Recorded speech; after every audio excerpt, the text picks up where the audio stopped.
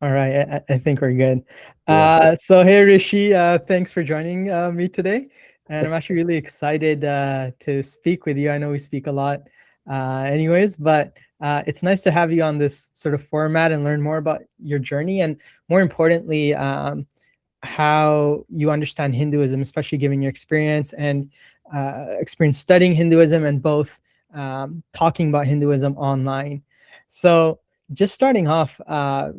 Walk me through sort of your journey into getting into social media, into Hinduism. Like how did this all start for you? Yeah. I mean, thank you for having me. First of all, Shekhar, I'm honored to be your first guest on this podcast series. I know we're good friends, but it's glad. I mean, it's great to be able to have this sort of interaction in this medium as well.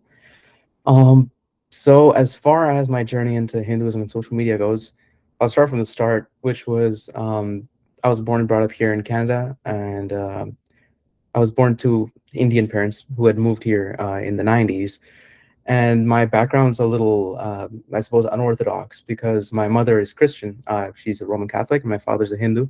So I was raised in quite the multi-faith household, I suppose you could say, because I had exposure to all these different backgrounds. And especially, I mean, even within India, I had a heritage from different places. So I didn't necessarily have one cohesive um, background growing up. Like a lot of diasporic kids grow up, they grew up in Mhm. Punjabi circles or Telugu circles or things of that sort. I didn't really have anything of that sort.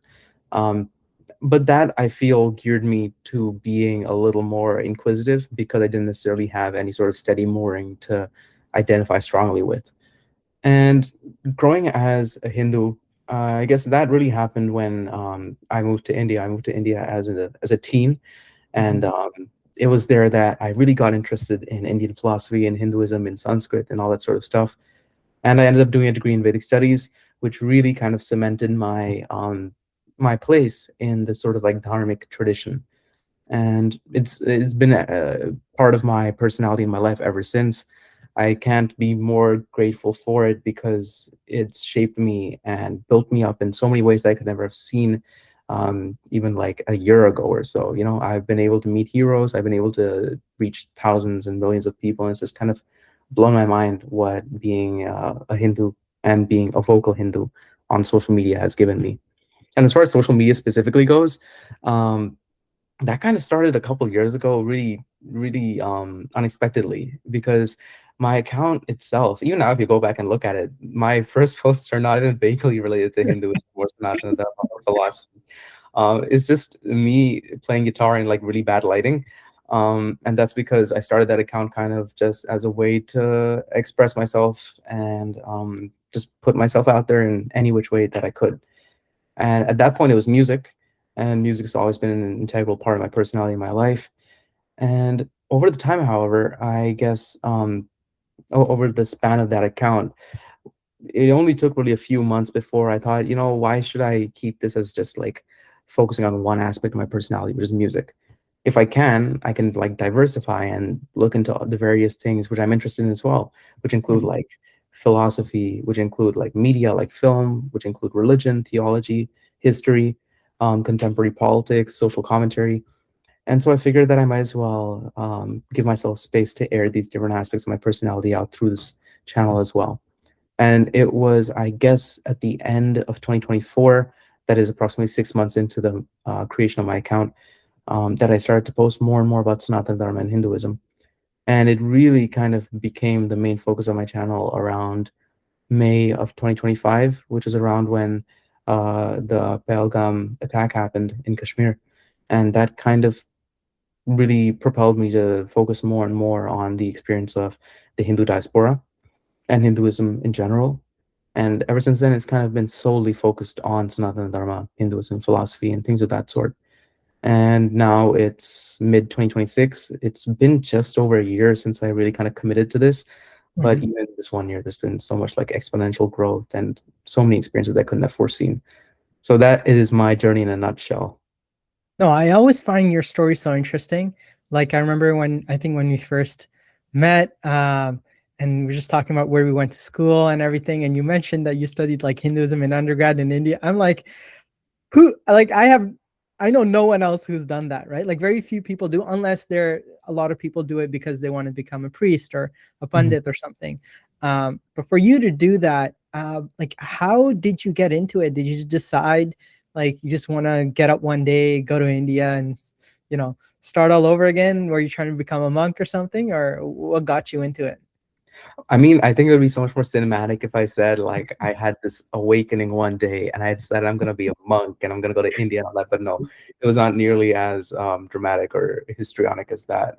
It Yeah. was really just kind of incidental, really. I happened to be there, and I had family there as well, obviously. Mhm.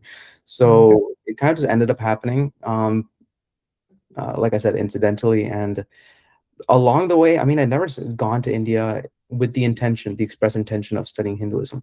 It just Mhm. kind of happened, and it was something like an experience of like kind of re-encountering these roots, but at the same time, there was a lot of culture shock, obviously, because I'm born and brought up here. Uh, Yeah. yeah, but despite all of that, um, it was not long before I began to like immerse myself in like texts of like the Indic philosophical canon. And of course, like everybody gets, interested in like Advaita Vedanta first. So I like used to Yeah. read this like Adi Shankara, right? I used to read like the Yeah. Vega Chintamani, like the Tattva Bodha, and like Aparokshanubhuti, just these random like books. You Um, read them like in Sanskrit or English well, translation? both actually. I started reading them in English because I didn't know Sanskrit when I first went there. I mean, I couldn't even read Devanagari when I first went to India. But Mhm.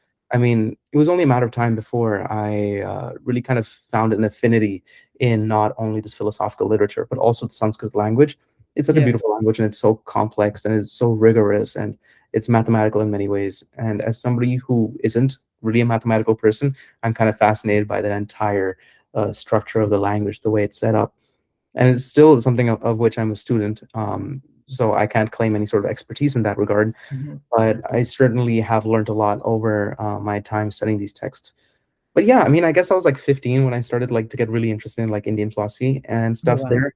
And yeah, I was just, I guess being there enabled me to kind of not fall into, I guess, the typical, I mean, characteristic of Gen Z teenagers, like traps of like being obsessed with like social media and things like that, which like is only Mhm. natural if you're growing up here, right? You can't avoid that. But because I was there, it wasn't necessarily something I had my attention directed towards. So that attention was able to be focused on something else altogether, which was like these texts, this philosophical canon, all these like, I don't know, really important historical documents and things of that sort, which shaped Hinduism into what it is now. Mhm. So I mean, I've read the major works of a lot of the big Hindu thinkers, not because of any special trait of my own, but really just because I happened to be at the right place at the right time and I didn't have anything else to focus on. So Yeah. like Vivekananda's works, I've read stuff of Ramana Maharshi. I've read a lot of Ramakrishna Paramahamsa stuff. I mean, things written about him. And like I mentioned, these classical texts about Advaita Vedanta. And over time, I kind of obviously went past that initial fascination with the most obvious philosophical darshana, which is Advaita Vedanta. And I began to familiarize myself with these other traditions as well. And to this day, I'm fascinated. Like with every passing week, I learn something new, and it's like an ocean. It's absolutely vast. It's boundless, and the fact Mhm. that there is this much knowledge, and it isn't, you can't pin it down to like one thing particularly. Like we say Hinduism, but what we really mean is this vast, expansive philosophical, religious, literary canon which has emerged from the Indian subcontinent and spread across the world over Mhm. millennia, right? It's really kind of an amazing oceanic body of knowledge, which I'm still learning about. And I guess it's that fascination which sparked my endeavor into these studies then. And it's that fascination, that very same fascination, which makes me want to continue studying it and learn about it like today. Mhm. So Yeah. you really got like very deep into the subject matter, and you read a lot, it sounds like. Um, Now, a lot of the readings that you did, um, was that a lot of studying, did it happen while you were in school for Hinduism? But you also mentioned you started reading when you were 15, so that would have been when you didn't even go to Yeah. study. So you're reading a lot of this stuff beforehand. Yeah. Like I said, I mean, for better or for worse, I didn't have too much of a life, which ended up being like my greatest blessing ever. Yeah. Like when you don't have too much of a life, your best companions are like books and like musical Yeah. instruments of that sort, And so I was very much a nerd, and I was really, really engrossed in my books. And I mean, at that time, it fascinated me, so I didn't really think too much of it. Looking back, I can all obviously see that like had I had more of like a social circle or things of that sort, then I would have been probably better developed in certain other areas of my life. But instead, here I am. I just got like this one field of knowledge I'm like Yeah. into. Um, but yeah, like it did start before I began my formal degree studies in Hinduism, and I guess, like I said, it was really serendipity, right place, Mhm. right time, and it was a genuine fascination because I don't think it was something that arose in me all of a sudden when I went to India. I think it was always there, like it was dormant in me, because even as a child, I remember like reading these like even just like Amar Chitra Kathas and stuff, Yeah, the comic books, right? exactly, right? Like just Yeah. like comic books, graphic novels. But I was fascinated with Hinduism and with India and with this entire, cultural milieu, which was at once near and far. Because like being, Mhm. a diasporic Indian and Hindu, as you would know very well, Mhm. you're always somewhat connected and distant to this experience. So it's a part of you, and it's also something you're always kind of grappling with. Um, and for me, even prior to embarking on my formal studies in Hinduism, that fascination really manifested in reading these books. And I didn't really necessarily think of it as anything remarkable at the time. It just happened to be that it was a subject that I was interested in. And funnily enough, it was Indian philosophy which got me into Western philosophy. And Okay. it was actually around the time that I was kind of really obsessed with Western philosophy that I decided to do this degree in Hinduism, because I figured, at the very least, it's through this medium that I might be able to study not only the Indian philosophy, which I'm interested in, but also Western philosophy, which is, a fascination of mine. And it ended up happening that I was pretty decent in my studies, so I didn't necessarily have to worry about the subject matter that was being taught all the time. I was able to also study like my auxiliary interests, which included different fields of Indian philosophy, like Buddhist philosophy, for example, and also Western philosophy on my own. So Mhm. that degree was really just kind of an incubation period, I guess you could say, for me to like encounter all these different ideas and develop my own ideas about them. Mhm. Yeah. No, I think it's so interesting. Like I didn't know you like philosophy in general so much. I thought it was just more so Hinduism, Mhm. but it's interesting how like, um, you know, you said that you wish you were more well-rounded, but like whatever that means, right? Because I think it's better to be Yeah. like really good at something in life, and then you can use that sort of success to then build on other things, right? Because the discipline and sort of the hard work it takes to gain a deep amount of knowledge in one subject. Now, I know you make a lot of content on like, debunking videos, misconceptions about Hinduism. Um, like, what do you think are the biggest misconceptions? Like, there list like the obvious ones, but then also, like, I'm curious, what are the ones that even someone who goes to them on the regular or knows a bit about Hinduism, like they wouldn't know, right? Yeah, that's a great question actually, because like we always hear about like, sati, caste, patriarchy, Yeah, all that. atheism, this sort of stuff. Um, and those most certainly are major misconceptions. And it's like I feel I make one video about like sati, and somehow like I feel compelled to make a similar video or one that's more updated, like just a few months later, because I feel like this sort of Orientalist image of Hinduism is so baked into people who are not Hindu, and even in people who are Hindu, Mm-hmm. that it's something you have to continuously grapple with. And it's been going on for like 100, 150, 200, 300 years. So it's like, I don't think I'm going to be the one to solve the problem, Mm-hmm. which is why it's also important that you brought up misconceptions that even Hindus might have about Hinduism. Mm-hmm. Which is like, for example, one thing that I'm actually really looking into now is the fact that of course, we can all agree that the Vedas form like the bedrock of what we call Hinduism, right? And it's like the Mm-hmm. Vedic Dharma is sort of the foundation, or at least the anchor of all Yeah. these various Hindu traditions which are linked to it. Yeah. But the idea that there's like non-Vedic Hinduism as well, or like quasi-Vedic at the very least Hinduism, right? That's something which I feel a lot of Hindus themselves might not necessarily buy into, because and without getting too much into the jargon now, there are certain core aspects of like the Vedic dharma that many other Hindu sampradayas and traditions kind of outrightly reject. That doesn't make them any less Hindu, Like right? what?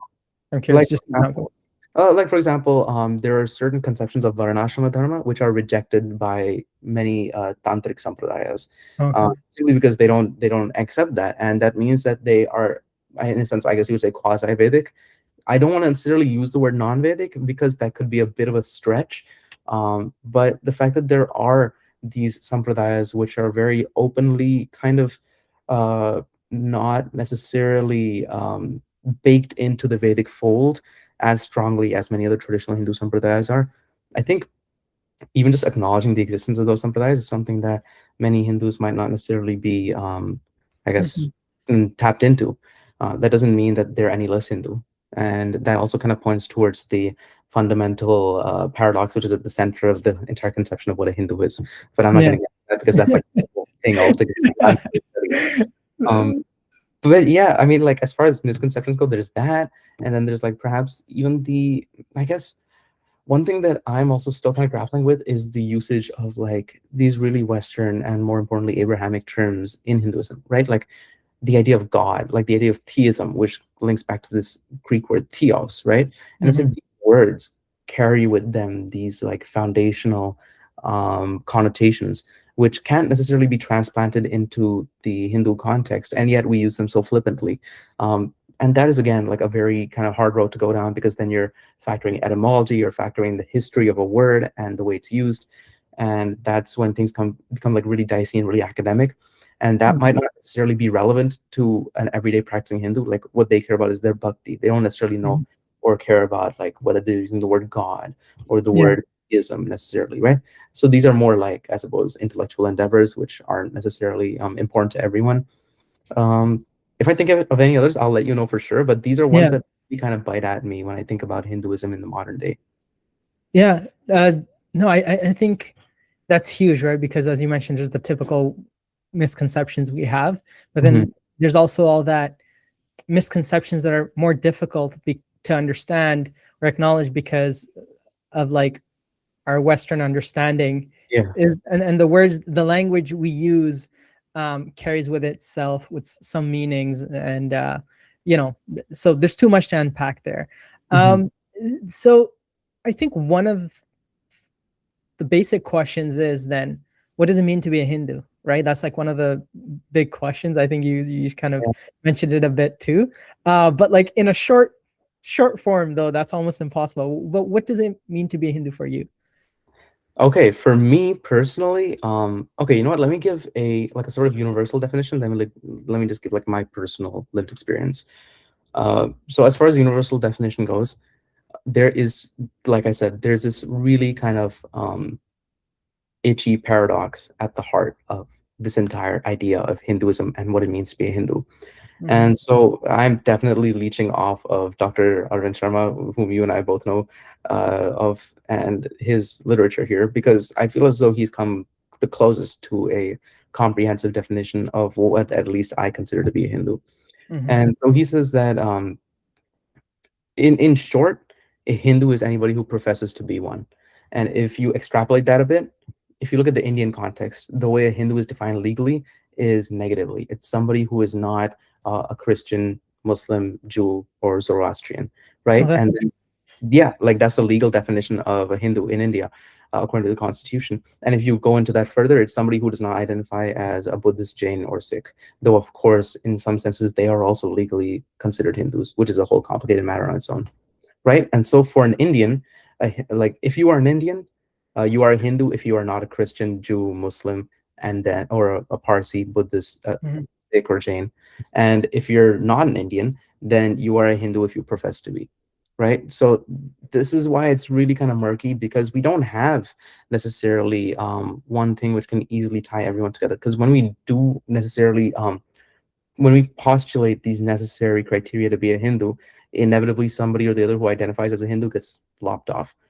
And so in the I guess in the interest of like definitional purity, we could, disregard people. But then I guess that would also get at the heart of what it means to be a Hindu, which is really kind of like inclusive and pluralistic in many ways. Mm. So that's kind of like the universal definition aside. I did a podcast with Dr. Sharma in which we like discussed that at length. So Yeah. that's much better exposition of what I just said, because I cannot put it nearly Yeah, as well check it as. out. Like, hopefully we Yeah, can link it yeah, somewhere. I yeah. don't know. Shameless self-promotion. Yeah. Yeah, yeah, no, it's good. Hey, um, But that's true. Yeah. yeah, just to briefly touch on like my personal experience, I guess. Mhm. For me personally, what it means for me to be a Hindu is just to try and live up to this conception of dharma, which of course is something which we can reach at through 4 criteria, which is oh god, don't tell me I'm blanking right now, but basically dharma can be reached at by Shruti, Smriti, Sadachara, and I believe it's Atma Tushti. Yeah, okay. I think those are the 4 criteria, which is Shruti, which is the Vedas, Smriti, which are our Dharma Shastras and other such texts, Mhm. Puranas and Itihasas included in that as well. Sadachara, which is the conduct of good people in society, and Mhm. Atma Tushti, which is your own conscience. So if you Mhm. can measure, if something meets these 4 criteria, then it is dharma,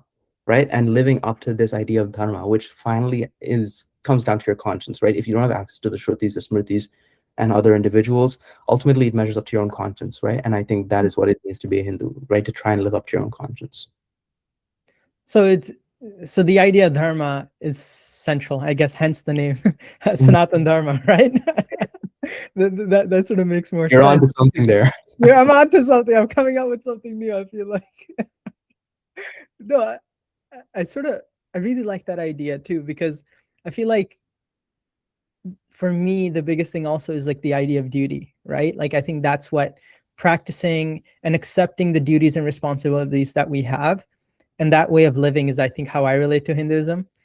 One day I would like to learn Sanskrit and all the stuff you talk about, but for me, I think for me it's really an ethos of where you have a responsibility to take care of yourself, your family, physical health, mental health, and then also contribute something to the world. And sort of that idea really resonates with me, right? Where we're not thinking about rights for ourselves, but living a life of responsibility that then gives you meaning and of contributing to something to the world. Which is honestly a question I could ask you, because like so much of our modern world, and I'm thinking as a lawyer, is based on rights, right? Oh But yeah. in Hinduism, a lot of emphasis is actually based on duties. Like, Mhm. how do you see the difference in these two different ways of living a life and viewing the world? Yeah, I guess, I mean, and there is a lot of rhetoric as well about like rights versus responsibilities, right? Yeah. Again, I think kind of gets to the heart of that issue, because on the one hand, like without going into the realm of like politics too much, Yeah. there's this whole idea that um, people are so obsessed with ensuring that their rights are fundamentally guaranteed, which they should be legally. Mhm. But more often than not, society neglects the idea of the responsibilities which we're expected to uphold, right? Mhm. Because we can press the state to, I mean, ensure our rights, but which institutions socially are ensuring that we're upholding our responsibilities? And that's where Mhm. it feels like really murky as well, because if you have a constitution, then you have clearly defined rights. And even with these clearly defined rights, you run into so many legal issues and loopholes, right? And if we run into so many legal issues and loopholes with just these like clearly defined rights, you can only imagine how much more complicated it gets when you get into the realm of responsibilities, which is Mhm. something which is not legally enshrined, but it's something which is expected of each citizen to uphold. So I feel like the fact that Hinduism places so much emphasis on responsibilities enables, I think, Hindus to be much more conscientious individuals, which is why, like, and of course, this is a how do I put it? This is a very small sample size, but if you look at least in the West, Hindus are among the most prosperous and like I guess law-abiding citizens. You won't find Canadians burning the Canadian flag outside, or like sorry, you won't find Hindu Canadians burning the Canadian flag in the streets. You won't find Hindu Canadians necessarily cribbing and crying too much about any sort of uh, injustices which are meted out to them, which is also kind of, I think, a bad thing, because Hindus need to be Yeah. more vocal. But what I mean to say is that Hindus are typically like they assimilate well. I mean, I see a lot of far right racist like nativist rhetoric these days. Like you guys don't assimilate and stuff like that. But I really think that that's a minority of individuals. I think the vast majority of Hindus integrate into a society really well. They bring their practices and their culture and their beliefs, but they don't let it impede the lives of the people around them, at least as far as I've seen. So as far as responsibilities go, I think Hinduism or Sanatana Dharma is really kind of a shortcut to tack on responsibilities to the rights that we Mhm. are actually guaranteed. So yeah, I really like that idea, and you're trying to also get into a bit about modern politics, but Mhm. intolerance a bit, which is at some point redirected at all minorities, right? Like even I Mhm. think going Oh, back, I think Italians, Irish people I were agree. also discriminated, but that doesn't make it any acceptable to see the amount of anti-Hindu or anti-South Asian or brown, whatever hate we have going Mhm. on, right? Um, the I guess on that question, like to someone who's not Hindu or like who's not Indian or brown or whatever, like to your average, I don't know if that's appropriate to say average, like who is the average Canadian, but to your person who doesn't know about Hinduism, how would you explain Hinduism to them in like a minute? In a minute. Okay, that's tough. But okay, let me try and put it this way. Hinduism is a term that we use to refer to the religious, cultural, and philosophical traditions that have emanated from the Indian subcontinent over the past so many millennia. And these practices are very pluralistic, very inclusive. They range from monotheism to polytheism to henotheism to atheism, even. Um, and they cover all sorts of practices which are perhaps even imaginable to the human spiritual experience. These include Murti Puja, which is crudely translated as idol worship. It really isn't idol worship, but let's Yeah, just call it that for brevity. And yeah. it includes reverence of nature. It includes individual spiritual experience, which can be accessed through paths such as yoga. And it more or less is an unlimited well of spiritual knowledge, which is both timeless and ever evolving. Hmm. Yeah, I think I really like the definition where you give it's more so based on like I don't know what the appropriate term is, but it originates from India, right? Like from the Yeah. Indian subcontinent, and Mhm. these religious practices and these different schools of thoughts, they share like a common culture and common understanding. That I mean, you could even say Buddhism is very close, right? Jainism, Oh yeah, Buddhism, of course. they're like very Mhm. intertwined. So um, I like that definition. I guess now I want to move on to it and speak more so for like the young Hindu that's living in the West, right? Like our peers, our friends, right? Mm. Um, what do like how do you see them like to all the people you've talked to your audience, like where are they at? Like are a lot of them engaging with Hinduism? Are they trying to understand? Are they confused? Do you get like some messages, people like, wow, I didn't know that? Like what's been your feedback and experience interacting with others? Yeah, so on the one hand, in my own life, I've witnessed kind of every type of diasporic Hindu, like the Mm-hmm. completely apathetic type. Then there's like the type which is kind of like affirmative of certain aspects of their dharma, and then there's those who are like really quite engaged Mm-hmm. in practicing and promoting and living out Sanatana Dharma, right? Mm-hmm. I don't necessarily know if I can generalize the entire diaspora in any one way, but I've seen all these types of individuals, and the people whom I've interacted with, they they're typically like, okay, let me put it this way. I cannot ever doubt the intelligence of diasporic Hindus. They're intelligent. They know what they want and they know what they're after, but they might not necessarily be comfortable enough to openly identify with their Hinduness or their Indianness for that matter as well. Mm-hmm. And that's for a number of reasons. On the one hand, we are also raised to kind of keep our traditions, at least many of us are raised to keep our traditions to ourselves, like be normal when you go outside. And like when you go out, you might also face discrimination, right? Like, of course, in the 80s, you had gangs like the Dot Busters and stuff who would target people simply for wearing bindis and things like that, right? So there is that fear of what one might experience outwardly. Um, but I have received a lot of, I suppose, inquisitive messages from young Hindus who tell me that they might not necessarily have been aware of certain aspects of Hinduism, or they always grew up thinking of it one particular way, and they didn't know that there was this much variety or diversity to it.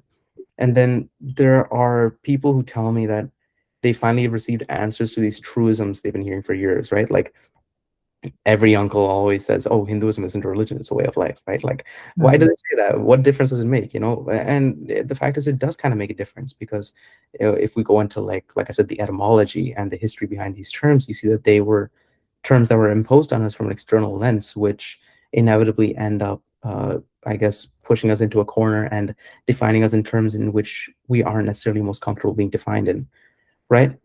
So for the young Hindu, I think that the best thing that they can do is educate themselves. And it's like, if you don't want to be a Hindu, don't be a Hindu because you've educated yourself, right? In the sense that if you're going to leave Sanatana Dharma, then do so after having studied and after being familiar and after having debated it out.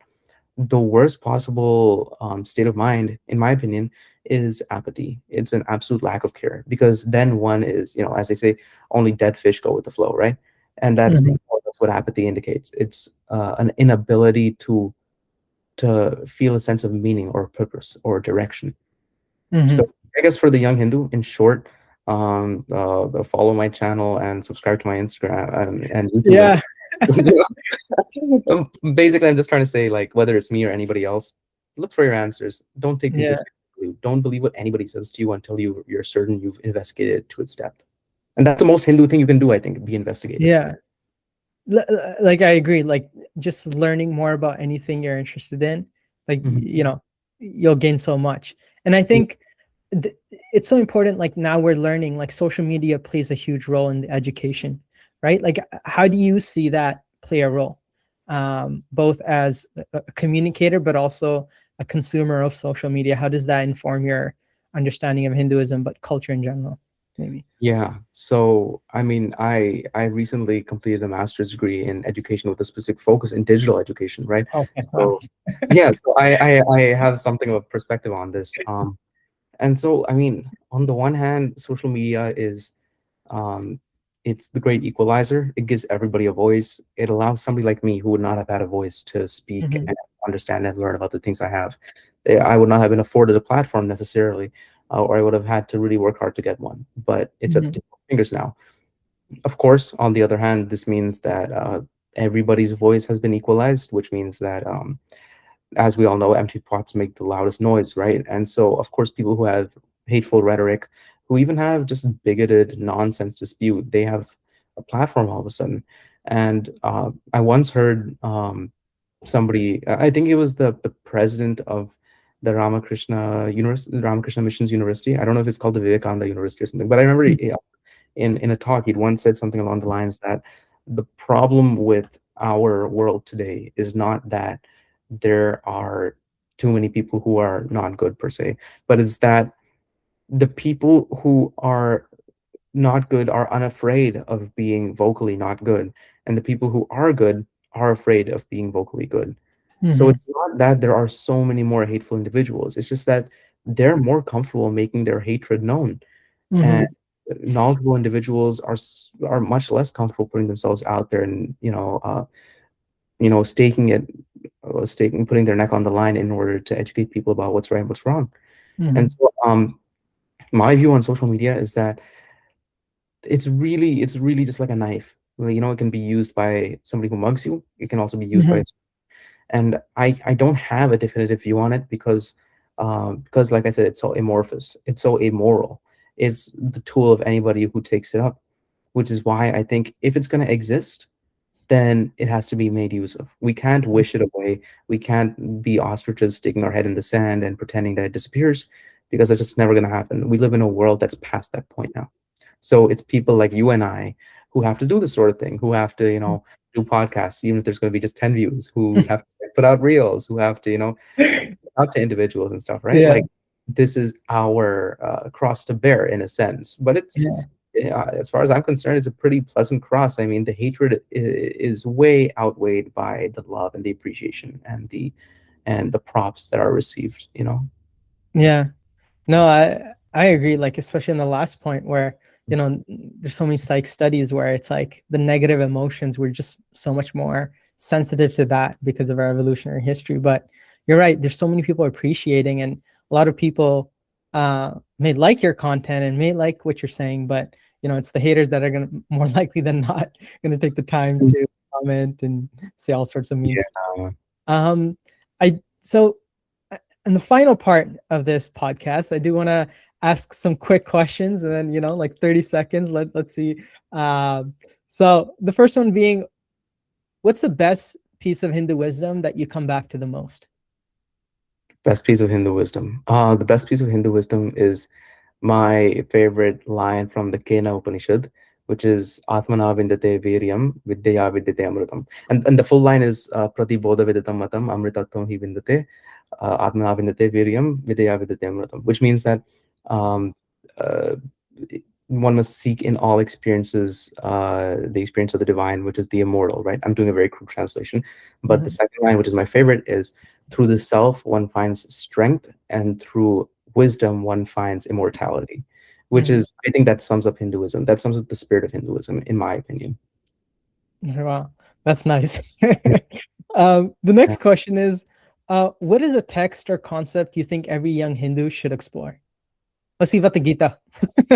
But assuming that's the basic answer. No. And this is just I'm just gonna briefly rant for a second. There's so much more to Hinduism than the Gita. The Gita is, of course, it's boundless wisdom. Like I said, one can never stop finding answers in the Gita. But I think we need to stop touting it as though it's a Hindu Bible. We don't have a Bible. It is an amazing text. It is literally God-given. But we need to understand that there's so much more to it as Hindus. Now, getting to your point about like what sort of like text or concept, the problem with me is that like the texts I love are the really, really heavy, like philosophical ones, which is why my favorite text is the Mandukya Upanishad, which is the shortest Upanishad, but it's also the most dense. So I'm not going to recommend that. But what I would recommend is that if there's one word that every Hindu has to familiarize themselves with, it's sampradaya. This is a word that I love, and I think it's terribly under-discussed among Hindus. But if you can really learn about the word sampradaya and study it and understand what it means, then I think you can unlock a part of Hinduism which we take for granted, because Hinduism is not one monolithic creature. It is anything but that. And the way you can understand what it might be is through the word sampradaya, I think. I think that's such a cool take. And I like it. What's one thing you wish someone had told you about Hinduism when you were younger? Now, I mean, I understand you already kind of started learning about Hinduism when you're 15, but what's one thing you wish you knew earlier? Even though I studied Hinduism most seriously in my teens, I was raised with exposure to Hinduism, and I always did kind of consider myself at least partially Hindu, if not fully Hindu. So I think if I was raised with, if I could change the way I was raised with regard to Hinduism, maybe I think I would I would be given access to these perhaps more difficult texts earlier, and that might be the wrong thing for many people. But for me, I think if I had access to those earlier, I could have understood a lot more of who I am with relation to Hinduism. Like I think every individual has their own relationship with spirituality and with Hinduism, with religion, or whatever you want to call it, with dharma, right? And I think for me personally, knowing that there was this theoretical, deep philosophical side to it, and that it wasn't just mumbo jumbo as people made it out to be, I think having access to that would have really benefited me. But I mean, everybody has their own journey, and I got on mine when I had to, so I couldn't be more grateful. Yeah, no, that's such a different answer. I guess you're already so much into it that you would have benefited from it. What's next for you? What's next, man? Oh, I mean, if you'd asked me this question a year ago, you would have heard something entirely different from what my reality is today. I'm almost afraid to answer that question because I'm so open to whatever the universe throws at me that I'm excited for whatever might come my way. Every day, like I said, I'm learning something new every single day. And it's like, I feel as though having become more receptive to what divinity has to offer, what the universe has to offer, things are like sprouting in my life. Like if there's a positive equivalent of weeds, that's what opportunities are like in my life right now. I keep Mhm. seeing new and new paths and directions to go in, and I'm really hopeful. So whatever's next for me is I'm gonna keep posting, and whatever I post, I mean, I guess that's gonna dictate where I'm at. But I guess I'm gonna leave it up to divinity to see what's next for me. Yeah. I like that kind of trying Yeah. to go with the flow, you know. Not a dead And fish, but I am going with the flow. Yeah. right, that's nice. Yeah. So thanks for joining again. And you know, your Instagram and TikTok are Seer of Truth, SEAROF and then truth.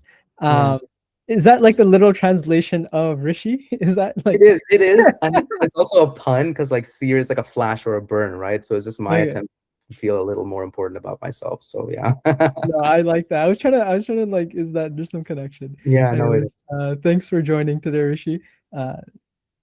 My pleasure.